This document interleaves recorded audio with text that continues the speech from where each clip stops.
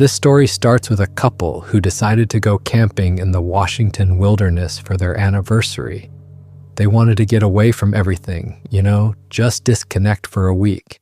They drove out to this really remote area, miles from the nearest town, and hiked in another few miles to set up camp near a small creek. The spot was perfect. Tall pine trees everywhere, the sound of water, complete silence except for birds and wind in the trees. The first 2 nights went exactly how you'd expect. They cooked over the fire, talked, watched the stars, slept hard in their tent. Nothing unusual at all. But on the 3rd night, everything changed. The husband woke up around 3 a.m. to this sound. At first, he wasn't sure what pulled him out of sleep, but then he heard it again. Breathing. Heavy, deep breathing right outside their tent. Not like a person breathing, but powerful from something with huge lungs. He laid there frozen, listening. His wife was still asleep next to him. The breathing continued steady and slow, maybe 15 feet from where they were laying. He thought maybe it was a bear. They'd hung their food properly in a tree away from camp, but bears can still wander through. Very slowly, trying not to make any noise, he reached for his phone. He turned on the voice recorder app, thinking if it was a bear, at least he'd have some audio of it. The second he moved, the breathing stopped, just cut off completely. Total silence. He held his breath, waiting. His heart was pounding so hard he thought whatever was out there would hear it. A full minute passed with absolutely no sound. Then another minute. He was starting to think maybe he'd imagined it, or maybe whatever it was had left. That's when he heard the footsteps. Something massive walked right past their tent. The footsteps were so heavy he could feel them through the ground, a slight vibration with each step. Whatever was out there had serious weight to it. The steps moved slowly around the side of their tent, then continued on into the darkness. He could hear them getting farther away, snapping small branches until finally there was nothing. He didn't wake his wife, didn't move, just laid there until the sun started coming up, his phone still recording the whole time. When morning finally came and there was enough light, he unzipped the tent and looked around. Everything looked normal at first. Their gear was untouched. The fire pit was just ashes like they'd left it. But then he walked around the perimeter of their campsite and his stomach dropped. Footprints, enormous footprints in the soft dirt near the creek. They were like human feet, but way bigger, maybe 18 inches long, with clear toe impressions. And they circled their entire camp. Whatever had been breathing outside their tent had walked a complete loop around where they were sleeping. He counted at least 15 prints that were clear enough to really see the shape. His hands were shaking as he took photos with his phone. When his wife finally woke up and came out of the tent, he showed her. She just stared at the prints, not saying anything for a long time. They both knew what they looked like. Neither of them wanted to say it out loud because saying it made it real, made it sound crazy. They spent an hour just looking at the tracks, following them into the tree line where they disappeared. The stride length was massive, way longer than any human could walk. They had a decision to make: pack up everything and hike out immediately or stay. The smart thing would have been to leave, get back to the car, and go home. But something kept them there. Maybe curiosity, maybe disbelief. Maybe they just needed to know what had visited them in the night. They talked it over for a long time and decided to stay at least one more night. The husband got the idea to set up his phone on a small tripod they'd brought for taking photos. He aimed it at the clearing where the tracks led into the forest, put it on video mode, and made sure it was fully charged. They spent the rest of the day preparing, gathered way more firewood than they needed, moved their tent to a more open area where they could see in all directions. Mostly they just stayed busy so they wouldn't think too hard about what might come back when it got dark. That evening, around dusk, the wife went down to the creek to filter some water for dinner. The husband was back at camp arranging the firewood. She was kneeling at the water's edge, pumping water through their filter when she got this feeling.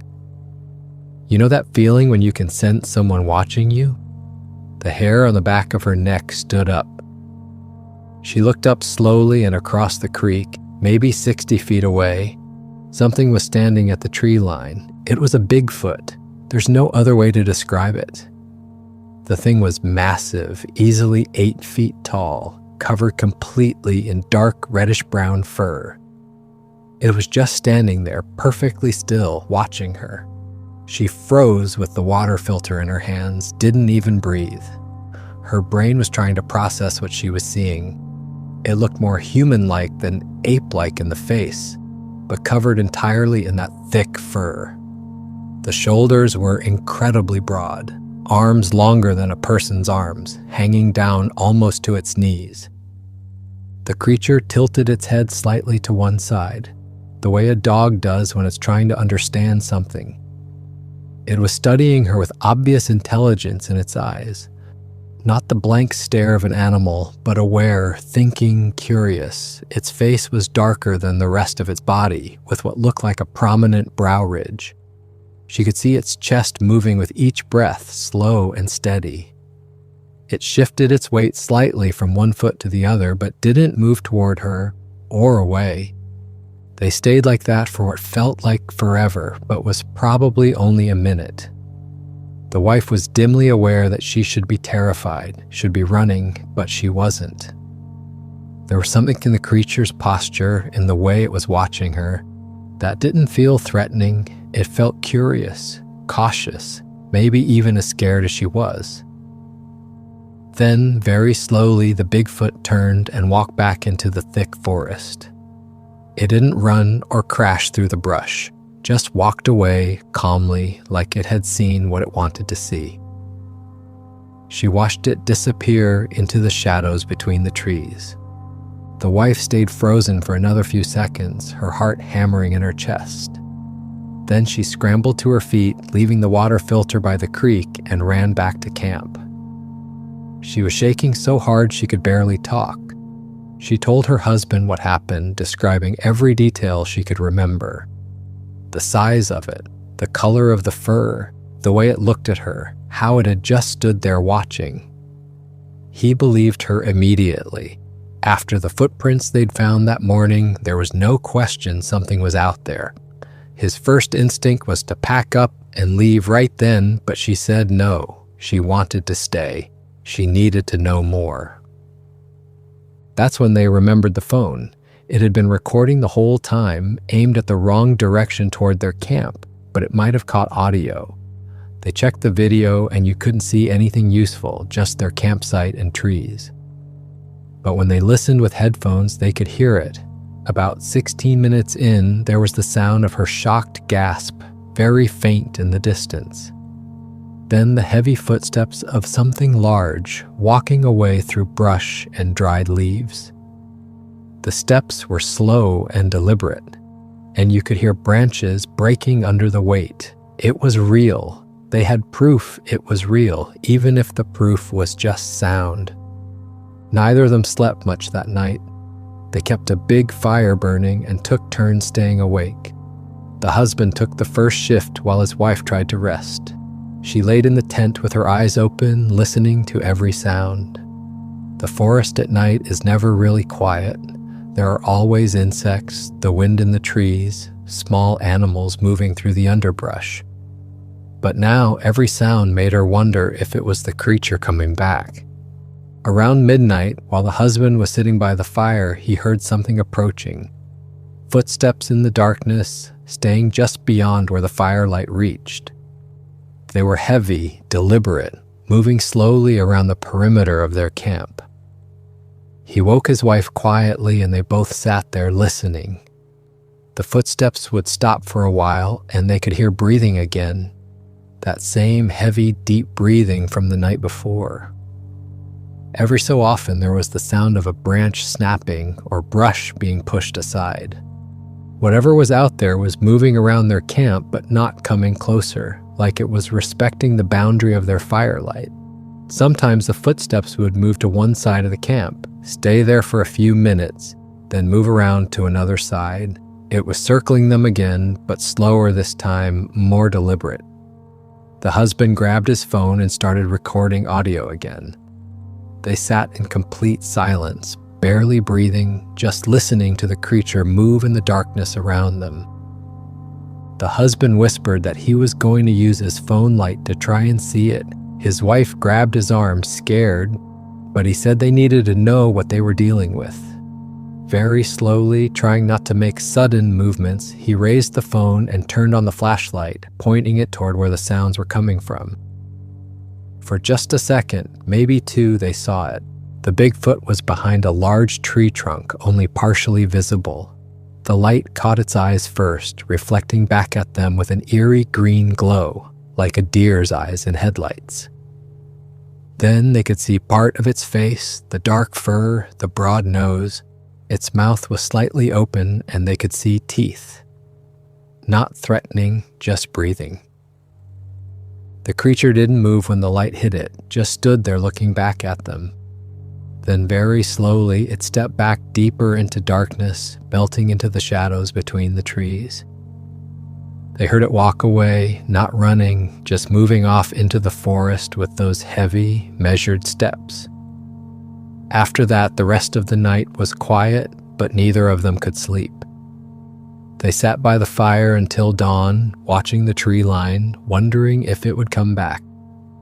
Morning came, and they were exhausted, but too wired to really feel it. The sun rising felt like a relief, like they had survived something. They made coffee with shaking hands and sat by the fire trying to figure out what to do. Neither of them wanted to leave, but they also didn't know if staying was smart. That's when the husband noticed something near their tent that made him stand up quickly. A flat rock that definitely hadn't been there the night before.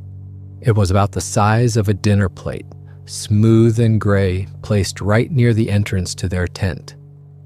And on top of it was a stack of 5 pine cones. They were arranged deliberately, largest on the bottom, smallest on top, perfectly balanced like someone had taken time and care to build a little tower. Neither of them had done it. It had appeared during the night while they'd been awake by the fire. They walked over slowly and examined the pine cones without touching them at first. The arrangement was too precise to be random, too careful to be an accident. Someone or something had placed them there deliberately while they were sitting by the fire less than 30 feet away. The husband knelt down and looked at the ground around the rock.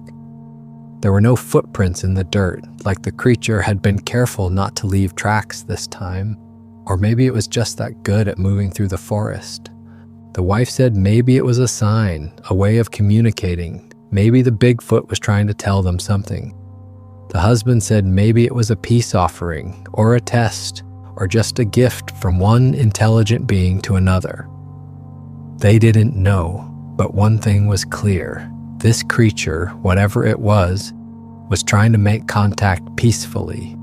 It could have hurt them at any point, could have come into their camp while they slept, could have attacked them at the creek, but it hadn't. It had been watching them, yes, circling their camp, yes, but always keeping distance.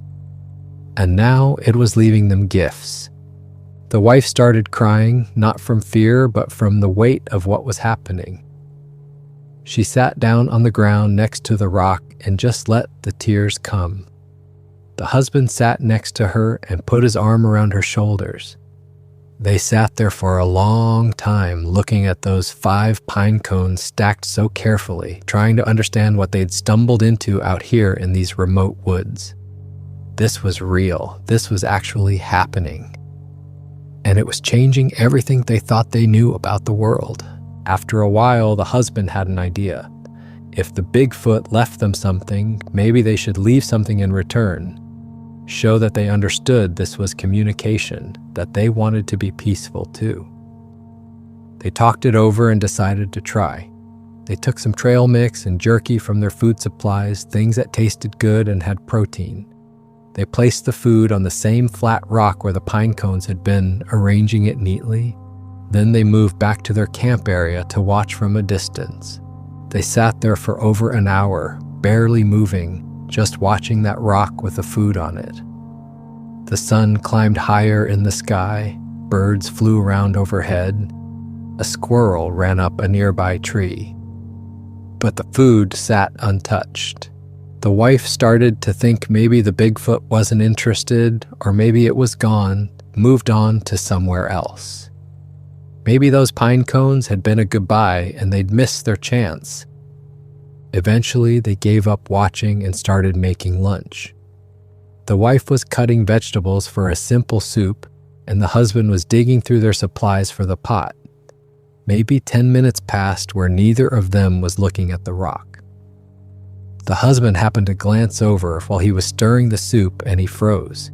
He grabbed his wife's arm and pointed. The food was gone. In its place was a different rock about the size of her fist, with beautiful white crystal veins running through it in swirling patterns. It caught the sunlight and sparkled. The rock hadn't been there before, and it was still slightly warm when she walked over and picked it up, like it had been held in a hand or paw or whatever the creature had, like it had been carried for a distance and placed there with care. The wife walked over slowly and picked up the crystal rock. It was smooth and heavy and clearly chosen for its appearance. The white veins made patterns that looked almost deliberate, like art. She held it in both hands and started crying again, harder this time, overwhelmed by what this meant. The Bigfoot had taken their offering and left a gift in return. It understood the concept of trade, of communication, of reciprocity. This wasn't just an animal operating on instinct. This was a thinking being with culture and customs and understanding. The husband came over and they both just stood there, holding this rock that had been chosen specifically for them, trying to process the impossibility of what was happening. He said they should keep trying, keep the communication going, see how far this could go. The wife agreed. They felt like they were on the edge of something huge, something that could change everything if they could just figure out how to connect with this creature. Over the next 2 days, the pattern continued. They would leave small items of food on the rock, dried fruit, nuts, some granola bars. Every time they looked away for a while, the food would be gone and something would be left in its place. The Bigfoot brought them different rocks, some with interesting colors or patterns, bird feathers arranged in a small bundle, branches from a pine tree that still had sap on them, sticky and fresh. The exchanges always happened when they weren't looking directly at the spot, like the creature was shy or cautious about being seen. The second day of trading, something different happened. The husband was washing dishes down at the creek when he heard a sound behind him. Not footsteps, but a low huffing noise. He turned slowly and the Bigfoot was standing about 40 feet away, partially hidden behind a large pine tree. Just its head and one shoulder were visible, like it was peeking out at him. They made eye contact and the creature didn't move. Neither did the man. They just watched each other for maybe 5 minutes. Then the Bigfoot stepped fully out from behind the tree, showing itself completely. It stood there in a patch of sunlight, the reddish tones in its fur catching the light. It raised one massive hand and seemed to study its own fingers, opening and closing them slowly. Then it looked back at the man, made a soft grunting sound, and walked away into the shadows. When he got back to camp and told his wife, she said the creature was getting more comfortable with them, testing boundaries, seeing how close it could get. That night they left out some dried apricots, and in the morning they found a perfectly round stone with a hole naturally worn through the middle. The wife put it on a piece of paracord and wore it around her neck. Every time the Bigfoot saw her after that, it seemed to pay attention to the stone, like it was pleased she was wearing its gift. They started talking out loud to the forest. telling whatever was out there that they meant no harm, that they were grateful for the gifts, that they respected its space. They didn't know if it could understand their words, but it felt right to speak, to use their voices in a calm and friendly way. The wife especially would sit by the trading rock and talk softly about nothing in particular, just a steady stream of peaceful conversation directed at the trees. On the evening of the second day of trading after dinner, they heard something they hadn't heard before. Vocalizations coming from the forest, but not close by. Distant calls that sounded almost like whoops or hollers echoing through the valley.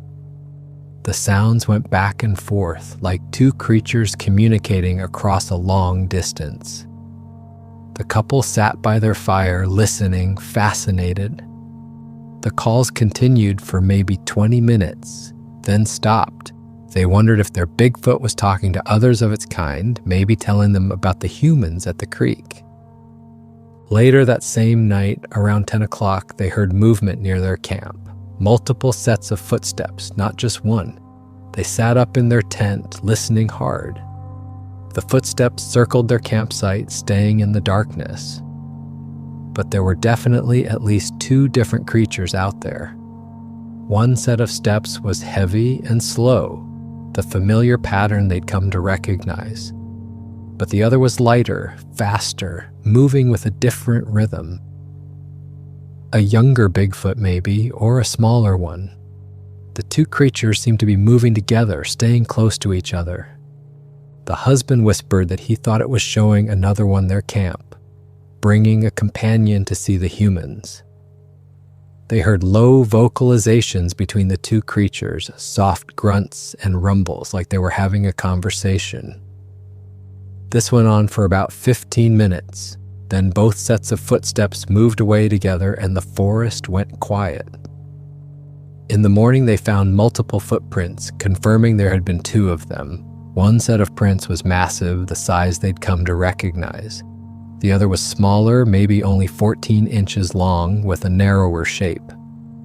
On the third day of these exchanges, very early in the morning, the wife was sitting alone on a log near the rock. The husband was still asleep in the tent.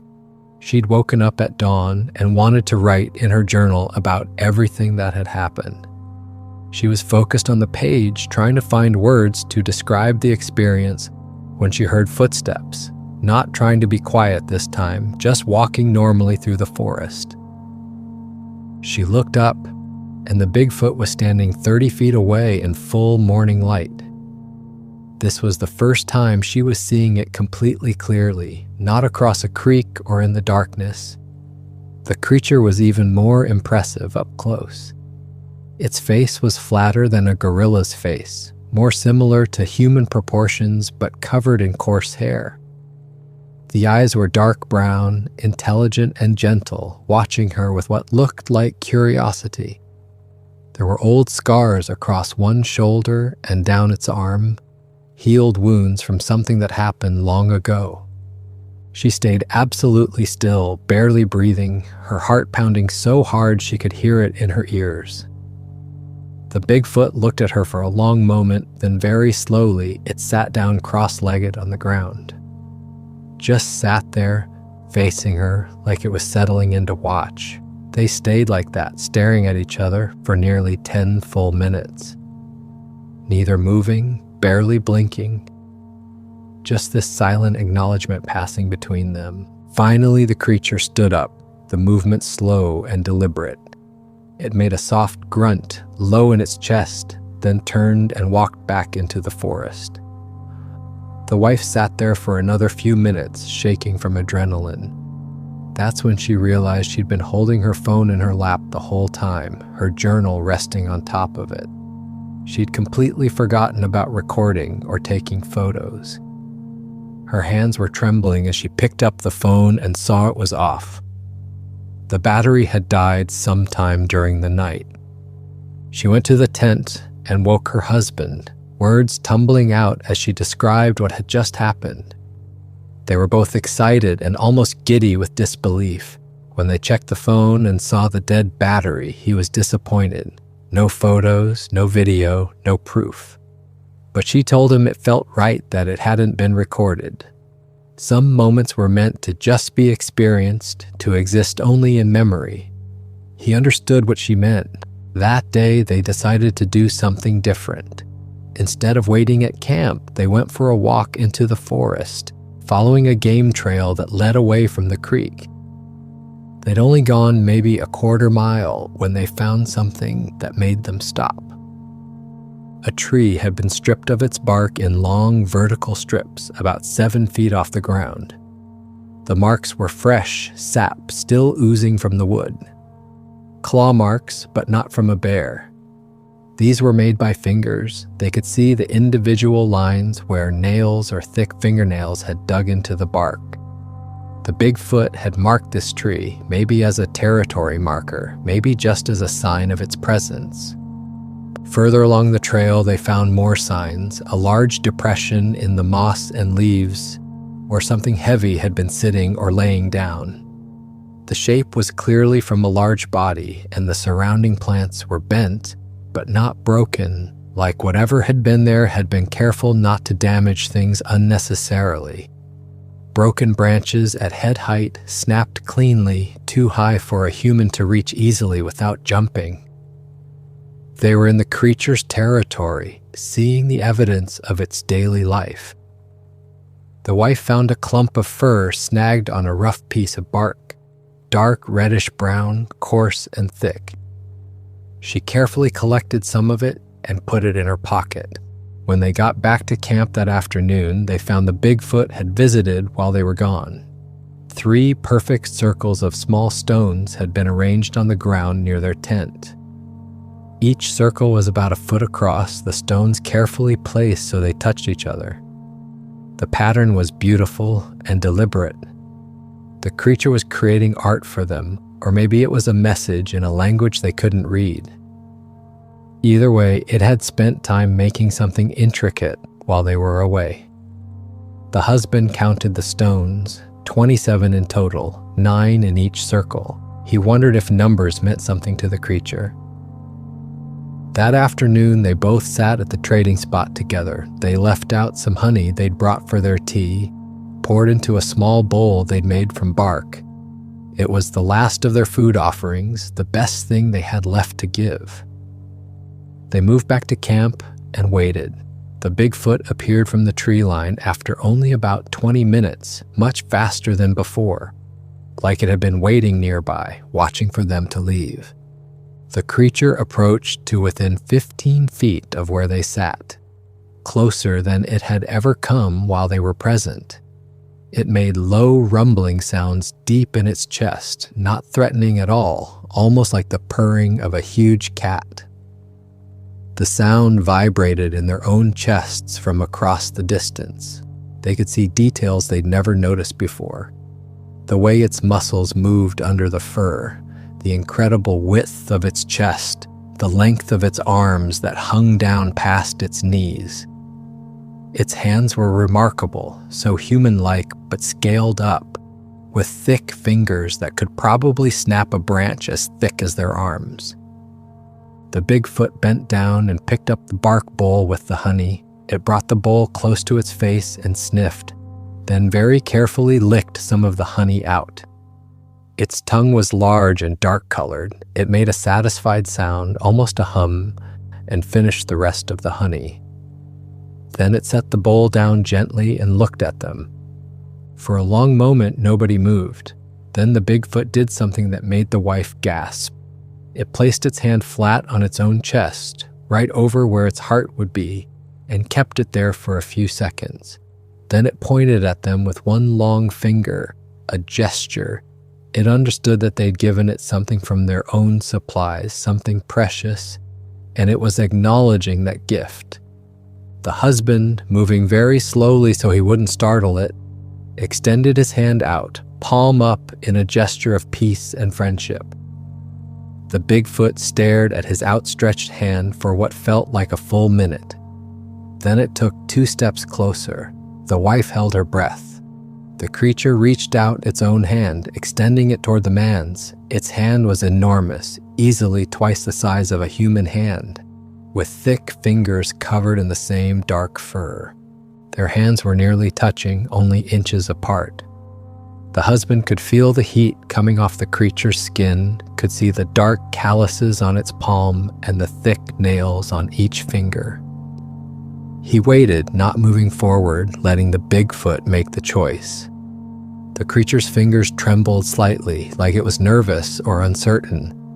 Then very slowly, so slowly it took several seconds, the tip of one massive finger touched the man's outstretched palm.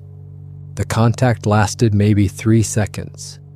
The Bigfoot's skin was warm and rough, the touch surprisingly gentle for something so large and powerful. The creature's eyes never left the man's face, watching for any sign of threat. Then it pulled back suddenly, turning its head sharply, listening to something they couldn't hear yet. It turned and crashed into the forest, moving fast, branches breaking as it fled. A few seconds later, the couple heard what had spooked it. The distant sound of a helicopter somewhere in the valley below them, probably miles away but getting closer.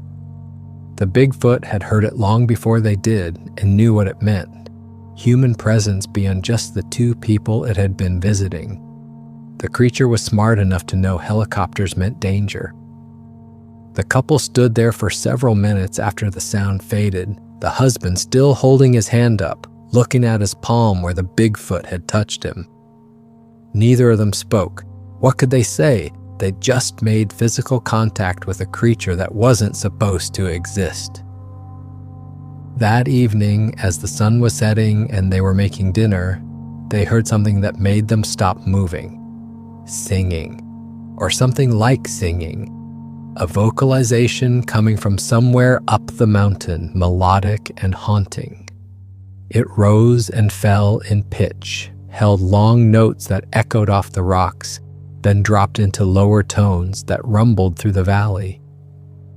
It wasn't language and it wasn't exactly music, but it was definitely intentional, definitely meant to communicate something. The sound echoed off the rocks and trees, making it hard to tell exactly where it was coming from. The wife said it sounded sad, like loneliness or longing. The husband agreed.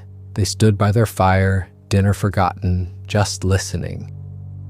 The singing went on for maybe 5 minutes, repeating patterns of sounds that were almost recognizable as a melody. Then it stopped. They waited in silence for 10 minutes, hoping it would start again. When it didn't, they quietly finished making their meal, both of them lost in thought about what that sound had meant. The wife said she thought their Bigfoot was up there somewhere singing to the forest, or maybe to them. Maybe it was processing what had happened that afternoon, expressing something about their touch in the only way it knew how. That evening, they sat by their fire talking about the next day. They had to pack up and leave in the morning. Their food supplies were running low, and they'd been out there for 6 days already. Both of them felt genuinely sad about leaving. This experience had changed something in them, shifted how they understood the world. They talked about whether they should tell anyone when they got home. Who would believe them? And did they even want to share this with others? It felt sacred somehow, private, like a secret the forest had shared with only them. As night fell, they heard the familiar sound of footsteps approaching. The Bigfoot walked into the very edge of their firelight, but stayed at the boundary, not coming closer into the bright circle of light. It made soft vocalizations, sounds that went up and down in tone, almost like questions being asked. The creature seemed to sense they were leaving, though how it knew that was impossible to say. The wife got an idea. She went to their tent and dug through her pack, pulling out her favorite bandana. It was blue with white stars printed on it, worn soft from years of use. She'd brought it on every camping trip they'd ever taken. She walked slowly toward the Bigfoot, holding the bandana out in both hands so the creature could see it clearly. Her husband watched from by the fire, not moving. The Bigfoot stood very still as she approached. When she was about 10 feet away, she stopped and placed the bandana on the ground between them. Then she stepped back carefully. The Bigfoot watched her retreat, then looked down at the bandana. It waited, maybe making sure this wasn't a trick or trap, then moved forward and picked up the fabric. The creature brought it close to its face, smelling it, examining the texture with those massive fingers. It looked at the woman for a long moment, then turned and vanished into the darkness beyond the firelight. They heard it walking away until the forest went silent. The couple assumed that was goodbye. They sat by the fire for another hour, not talking much, both lost in their own thoughts about what the last several days had meant. Eventually, they put out the fire and went to their tent. Neither slept well, knowing it was their last night in that place. Morning arrived cold and gray. They started packing up their camp, rolling the tent, organizing their gear into their backpacks. Both of them kept looking at the tree line, hoping maybe the Bigfoot would appear one more time. But the forest stayed still and quiet. The wife was inside the tent, rolling up their sleeping bags when she heard her husband shout. Not a scream, but a loud exclamation of surprise. She scrambled out of the tent to find him standing completely frozen, his arm extended pointing toward the edge of their campsite. She turned to look, and her breath caught in her throat. The Bigfoot was standing there in full daylight, no shadows or darkness to hide in, and it was holding something carefully in its arms, cradled against its chest. The creature took a few steps closer, then a few more. It came closer than it had ever been while they watched, stopping only about 10 feet from where they stood. In its arms was a baby Bigfoot, tiny compared to the adult, maybe the size of a large dog, covered in lighter brown fur that looked softer, almost fluffy.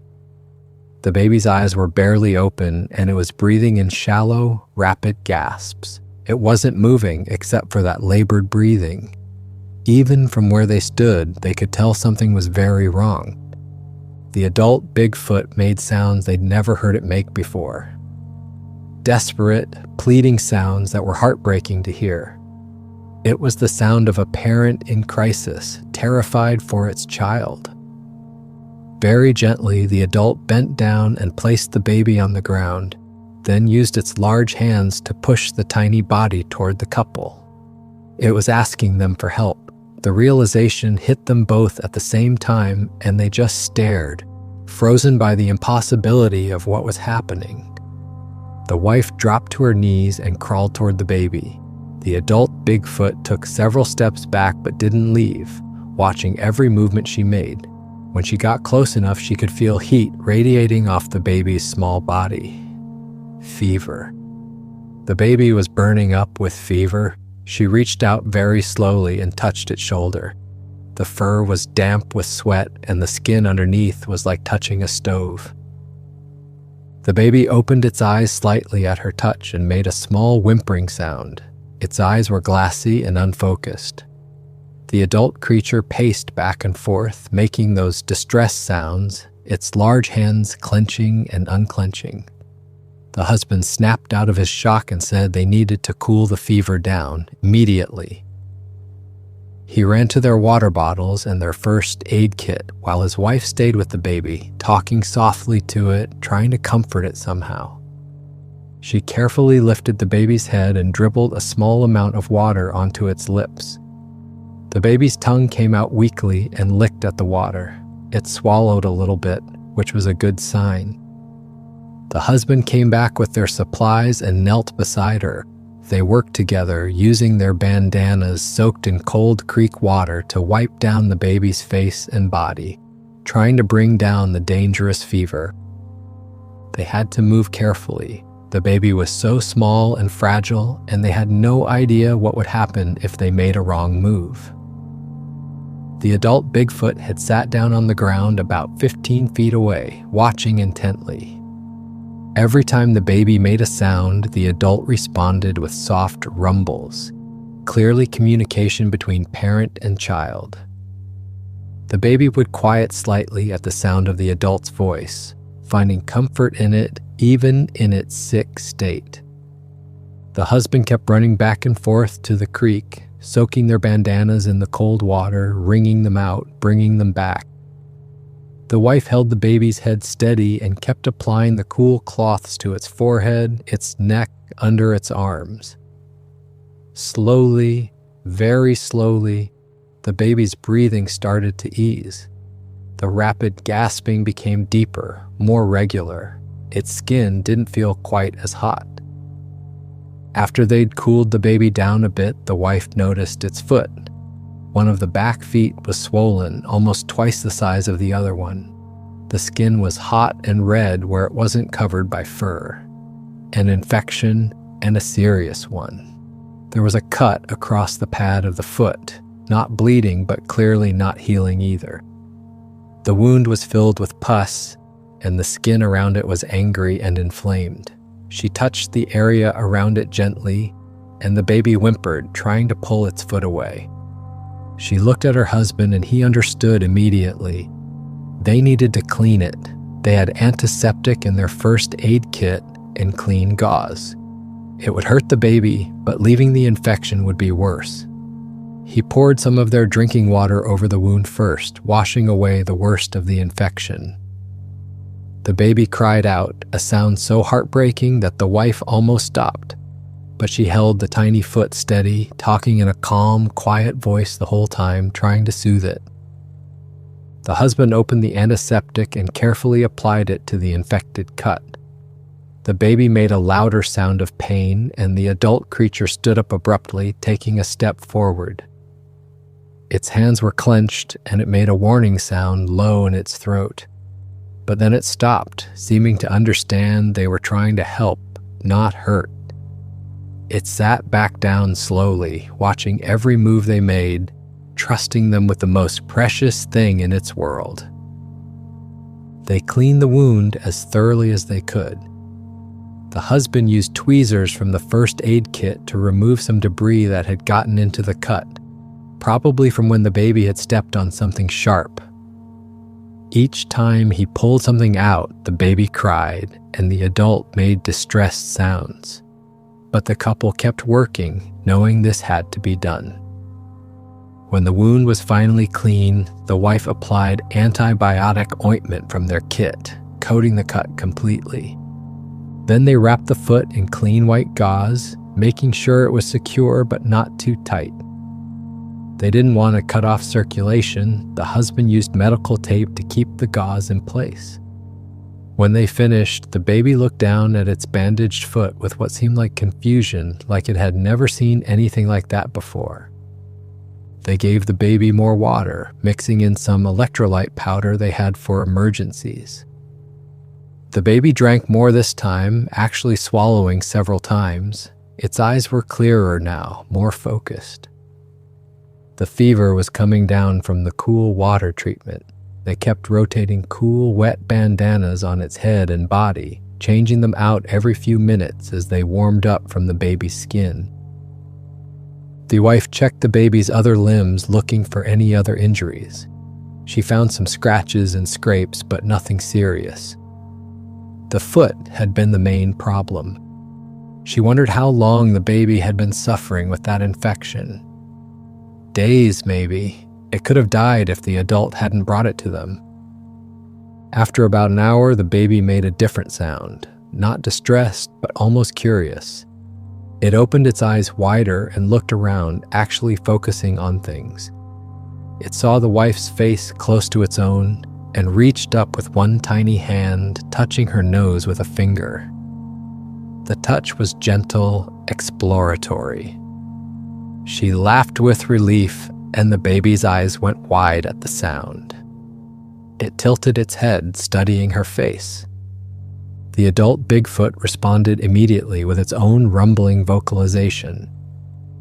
Back and forth they went, the baby making small chirps and the adult answering with those low chest sounds. A conversation in a language the couple couldn't understand, but could recognize as deeply meaningful.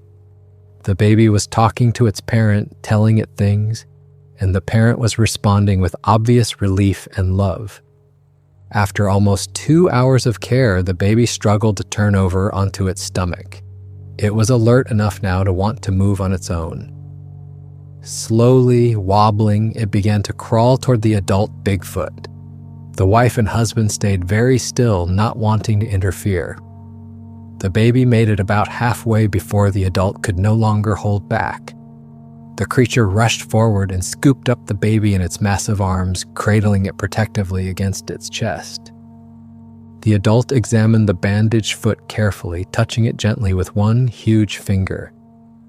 It looked at the white gauze, then at the couple, and something passed across its face. Gratitude. There was no other word for it. The expression of a parent whose child had been saved. It pressed the baby close, one hand cupping the small head, rocking slightly back and forth. The creature stood up with the baby held securely in its arms. It started to walk toward the forest, then stopped after just a few steps. It turned back to look at them. Very slowly, with the baby still held in one arm, it approached the woman one more time. She held perfectly still, barely breathing, as this massive creature came within arm's reach of her. The Bigfoot extended its free hand toward her face. She watched its hand come closer, those enormous fingers, and she didn't move. Couldn't move. The creature touched her cheek with one finger, the gesture surprisingly gentle for something so large and powerful. The touch lasted only a second, light as a feather, then it pulled its hand back. The Bigfoot made a sound deep in its throat, a rumbling that rose and fell, then turned and walked into the forest. The couple stood in complete silence as they watched it disappear into the trees. The wife reached up and touched her own cheek where the creature had touched her. Then she started sobbing, not from fear or sadness, but from the intensity of the whole experience. Her husband put his arms around her and he was crying too. They stood there holding each other in their half-packed campsite, tears running down both their faces.